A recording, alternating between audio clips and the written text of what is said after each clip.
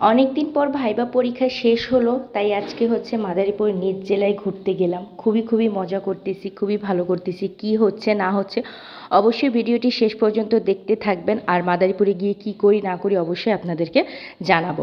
তো আসসালামু আলাইকুম রহমতুল্লাহি ওয়া বারাকাতুহু, ওয়েলকাম টু এফটিস ব্লগ। আশা করি আপনারা অনেক ভালো আছেন। তো আপনাদের সাথে কথা বলতে বলতে কিন্তু অলরেডি আমি মাদারীপুরে পৌঁছে গেছি, অর্থাৎ আমার নিজ জেলা। আমার কাছে তো আজকে খুবই আনন্দ লাগতেছে। আজকে আমি আমার পরিবার সহ, আমার বাচ্চাকে সহ আমি হচ্ছে মাদারীপুরে আজকে ঘুরতে এসেছি। মাদারীপুর হচ্ছে আমার নিজ জেলা, দাদুর বাড়ি। তো এখন হচ্ছে আমরা বাস থেকে নেমে চলে যাচ্ছি হচ্ছে আমার ফুপির বাসায়। তো সেখানে থাকবো, তারপরে হচ্ছে গ্রামের বাড়ি যাব। তো এই যে কি সুন্দর একটা লেক পার্ক, এটা আপনাদের যতটুকু পারি ভিডিওতে শেয়ার করব। আসলে এখানে খুবই ভালো লাগে। আর মাদারীপুরের সবথেকে বেশি সুন্দর জায়গা হচ্ছে লেক পার্ক। তো আপনাদের কাছে কেমন লেগেছে অবশ্যই সেটা কমেন্ট করে জানাবেন। আপনাদের সাথে কথা বলতে বলতে কিন্তু অলরেডি আমি আমার ফুপির বাসায় চলে যাচ্ছি। তো যতটুকু পারছি ততটুকু কিন্তু আপনাদের মাঝে ভিডিওটি আমি শেয়ার করতেছি। আর কি হয় না হয় অবশ্যই আপনাদেরকে আগেই বলেছি কমেন্ট করে জানাবো। কিন্তু আপনাদের সাথে কথা বলতে বলতে কিন্তু আমি অলরেডি আমার ফুপির বাসায় কিন্তু পৌঁছে গেছি। তো এখানে খুবই আনন্দিত হয়, খুবই মজা হয়। আমার ছেলে তো আজকে খুবই খুশি। আর আমার বাবা মাকে নিয়ে আমি আজকে এসেছি, কিন্তু আপনাদের ভাইয়াকে নিয়ে আমি আজকে আসতে পারিনি। কারণ হচ্ছে সে খুবই অসুস্থ, তার জন্য দোয়া করবেন। কারণ আমার হাজব্যান্ডের জ্বর হয়েছে, তো সবাই তার জন্য বেশি করে দোয়া করবেন। নেক্সটে যদি নিয়ে আসি আপনাদের মাঝে আরও সুন্দর ভিডিও নিয়ে আসবো। তো এখন হচ্ছে ফুপির বাসায় এসেছি, এখানে কিছুক্ষণ থাকবো, ঘন্টাখানিক থেকে বিকালবেলা হচ্ছে চলে যাব দাদু বাড়ি। তো আমাদের হচ্ছে দাদু বাড়িতে আমাদের জন্য আজকে নতুন একটা বিল্ডিং করা হচ্ছে বা ঘর তুলে করা হচ্ছে। তো সেই ঘরটা কীরকম হয়েছে, কতটা সুন্দর হয়েছে, এটাও আপনাদের মাঝে ভিডিওটা করব। আমার কাছে তো খুবই ভালো লাগতেছে। তো একটা কথা আপনারা সব সময় মনে রাখবেন, বিশেষ করে মেয়ের বাবা মাদেরকে বলছি, আপনারা অবশ্যই মেয়ে বিয়ে দেওয়ার আগে অবশ্যই মেয়েদের জন্য একটা ঘর তৈরি করে রাখবেন, যাতে কোনো দিন শুনতে না হয় যে তোমার কোনো ঘর নেই। কারণ বিয়ের পরে অনেক মেয়েরা হচ্ছে স্বামীর বাড়িতে সুখী হতে পারে না বা ভাগ্য নিয়ে জন্ম নেয় না। তো সেখানে অনেক কথা শুনতে হয়, বা স্বামী তো অনেক সময় খোঁটা দেয় যে আমার টাকায় চলো বা আমার পয়সায় তুমি খাচ্ছ। তো সেই কথাটা যেন শুনতে না হয়, বিদায় মেয়েদের জন্য অবশ্যই একটা বাড়ি থাকার দরকার।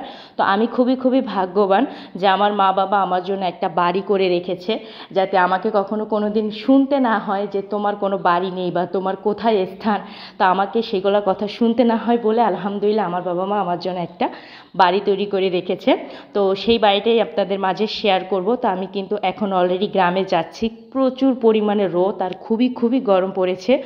তো আমরা কিন্তু অলরেডি গ্রামে পৌঁছে গিয়েছি, অটো দিয়ে যাচ্ছি। কতটুকু কি দেখতে পারতেছেন না পারতেছেন অবশ্যই সেটা কমেন্ট করে জানাবেন।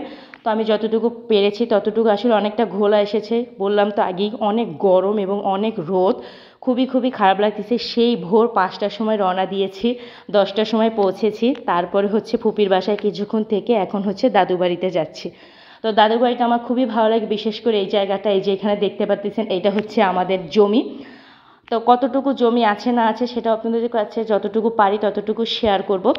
এইখানে ব্রিজটা অনেক সুন্দর। তো এই যে আমাদের এখানে বেশিরভাগই হচ্ছে, আগে ছিল টিনের ঘর, এখন হচ্ছে বেশিরভাগই বিল্ডিংয়ের ঘর তৈরি হচ্ছে।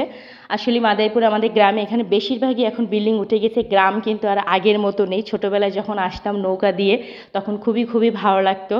আসলে কি বলবো, এত মজা করি সেই ছোটোবেলার দিনগুলো এখন খুবই মিস করি।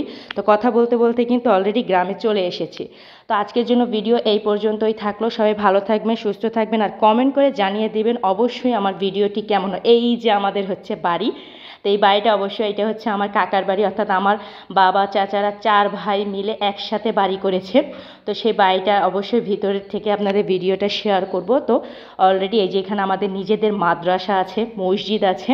তো আমার দাদা দাদুর কবর হচ্ছে মসজিদের পাশে। তো ভিডিওটি আজকে এই পর্যন্তই রাখলাম। সবাই ভালো থাকবেন, সুস্থ থাকবেন, আর আমাদের জন্য বেশি করে দোয়া করবেন। আর কেমন হয়েছে না হয়েছে অবশ্যই কমেন্ট করে জানিয়ে দিবেন। আরও সুন্দর ভিডিও নিয়ে আসবো। আজকের জন্য আল্লাহ হাফেজ।